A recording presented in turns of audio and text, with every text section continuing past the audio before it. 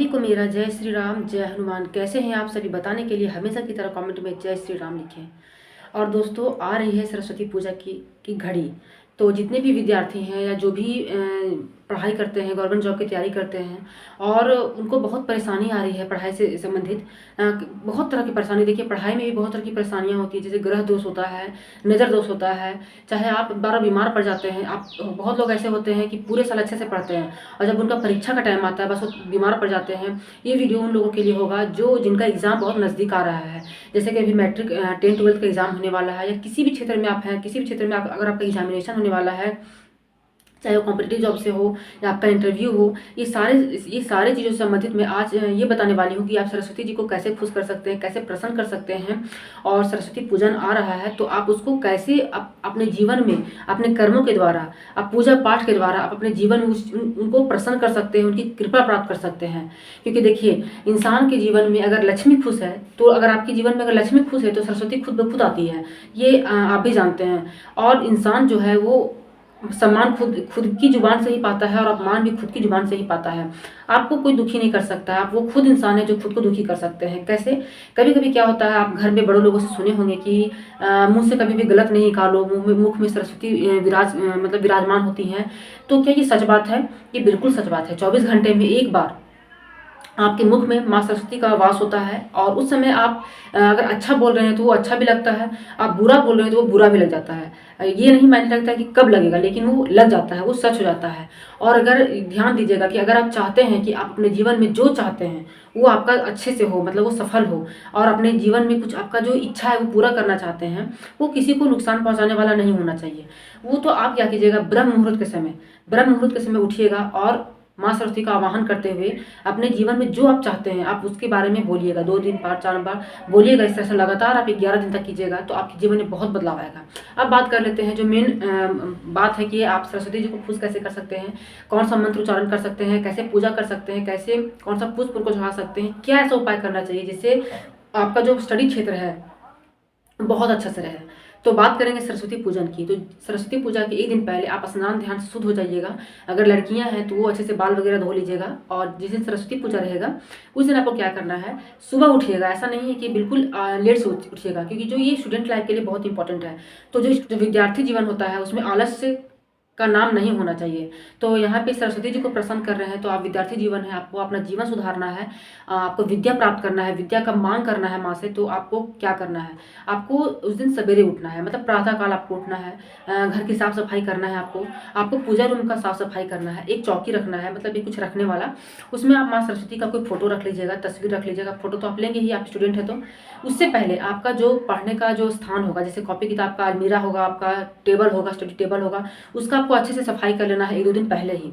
ऐसा नहीं कि पूरा गंदा पड़ा हुआ है, ये कॉपी वहाँ फेंका हुआ है, वो बुक वहाँ फेंका हुआ है, पेन वहाँ फेंका हुआ है, ऐसा नहीं होना चाहिए। जो भी आपका स्टडी एरिया है उसको बिल्कुल नीट एंड क्लीन आपको कर लेना है, साफ कर लेना है।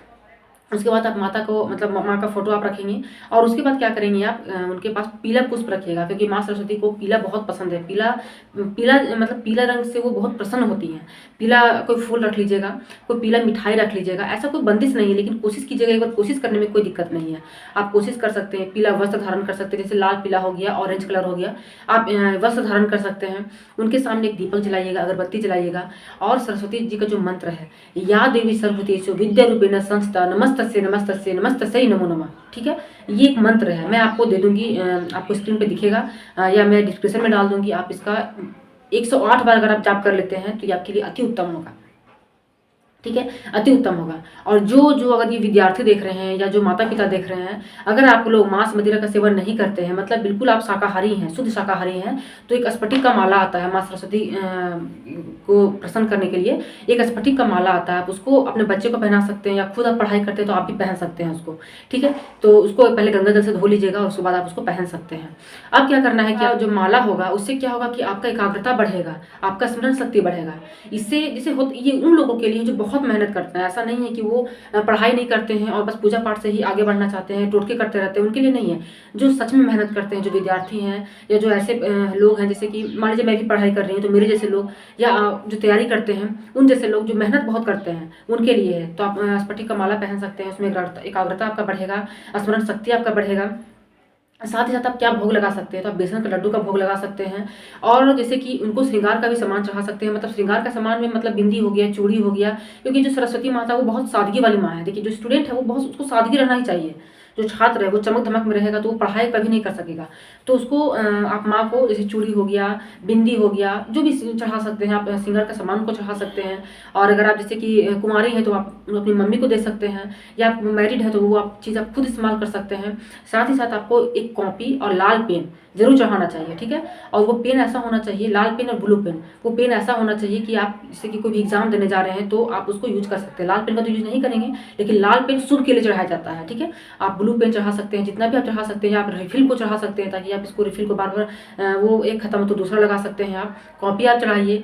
कुछ अगर जैसे कोई बच्चे हैं जिनका पढ़ाई बिल्कुल शुरू करवाना है तो कोई पंडित जी के पास ले जाके आप माँ सरस्वती के नाम से खली छुआ सकते हैं, जिसको हम लोग बोलते हैं पेंसिल छुआना, आप पेंसिल छुआ सकते हैं। तो इन सब चीज़ों का आप उपाय कर सकते हैं। साथ ही साथ जो मैं बता रही हूँ मंत्र, आप उनका 108 बार आप उस माला का आप जाप कर सकते हैं। इससे आपको बहुत ज़्यादा लाभ मिलेगा, बहुत ज़्यादा लाभ मिलेगा। और बहुत लोग कहते हैं कि सरस्वती पूजा के दिन नहीं पढ़ना चाहिए, ऐसा बहुत लोगों से सुने हैं आप। बहुत लोगों का कहना है कि सरस्वती पूजा के दिन पढ़ाई करना चाहिए, थोड़ा बहुत लेकिन पढ़ाई करना चाहिए। तो मैं ऐसा मानती हूँ कि आप 24 घंटे में 5 मिनट ही सही आपको थोड़ा सा पढ़ाई करना चाहिए। आजकल तो डिजिटल युग है, आप यूट्यूब पे भी कुछ निकाल के आप पढ़ सकते हैं। कोई ज़रूरी नहीं कि आप किताबों पे खोलेंगे तभी आपका पढ़ाई होगा। आप मोबाइल में भी कुछ निकाल के थोड़ा बहुत अपना पढ़ाई कीजिए। और आप जो अपने लाइफ में चाहते हैं पढ़ाई से संबंधित, मान लीजिए आपका एग्जाम आने वाला है और आप बहुत मेहनत किए, मेहनत में आप कोई कमी नहीं छोड़े हैं और आप चाहते हैं कि आपका ऐसा रिजल्ट होना चाहिए, तो उसको आप इमेजिन करके आप उसको लिखना शुरू कीजिए कि आपको ये इतना डिवीजन आया है, आप बहुत खुश हैं, मम्मी खुश है, पापा खुश है, आप जैसे जो चाहते हैं कि आपके साथ हैपन हो, मतलब आपके साथ हो, आप उसका जिक्र कीजिए। और माँ सरस्वती का ध्यान कीजिए। और हर स्टूडेंट को जब भी वो पढ़ाई करने बैठता है पहले माता का ध्यान करना चाहिए, सरस्वती माता का जरूर ध्यान करना चाहिए। ऐसा नहीं कि केवल आप सरस्वती पूजा के दिन आप उनका बहुत पूजा करते हैं और दिन आप छोड़ देते हैं, पढ़ते हैं, बुक खुला आपका रह गया, कॉपी खुला रह गया। कभी भी ऐसा गलती नहीं करना चाहिए। अगर जिस तरह से आप पढ़ाई करने बैठते हैं, जिस तरह से आप पैसे का कीमत देते हैं, उसी तरह से माँ सरस्वती का भी आपको कीमत देना चाहिए। क्योंकि अगर आपके पास बुद्धि रहेगा तो पैसा कमाने का आपको आइडिया आते रहेगा, ठीक है। तो आप कभी भी पढ़ाई करते हैं तो अच्छे से प्रणाम करके ही पढ़िए, पढ़ाई करके रखते हैं तो प्रणाम करके ही रखिए। कभी भी कॉपी खुला नहीं छोड़ना चाहिए, पेन का ढक्कन इधर उधर नहीं होना चाहिए।